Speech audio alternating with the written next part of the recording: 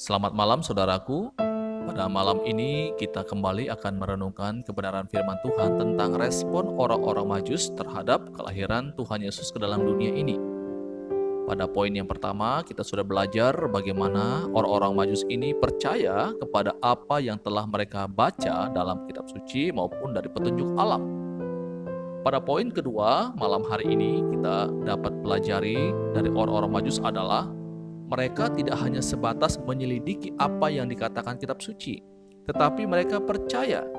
Setelah mereka percaya akan apa yang telah mereka selidiki, mereka tidak hanya tinggal diam di tempat, melainkan mereka mencari di mana raja orang Yahudi yang baru dilahirkan itu sesuai dengan apa yang telah mereka selidiki.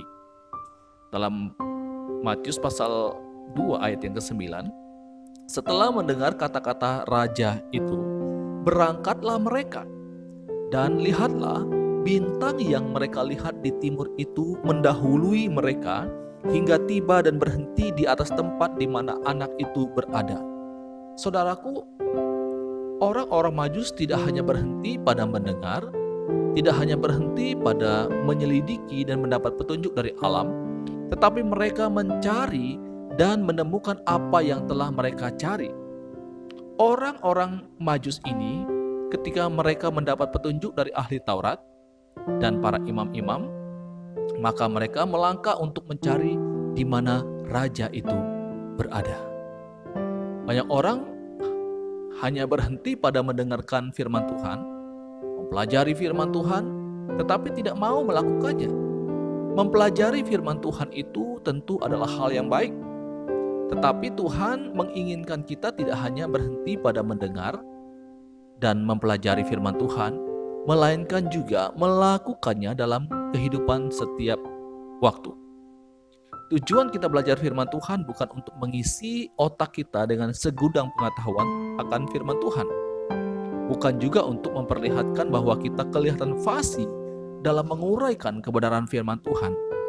Bukan juga supaya kita bisa menang debat dengan orang lain tentang firman Tuhan. Bukan supaya kita dapat menilai kesalahan orang lain. Tetapi firman Tuhan yang kita dengarkan dan kita pelajari, tujuannya adalah agar kita dapat mengerti firman Tuhan, dan setelah kita mengerti, kita melakukan apa yang dikatakan oleh firman Tuhan kepada kita. Seperti di dalam Yakobus pasal 1 ayat yang ke-22.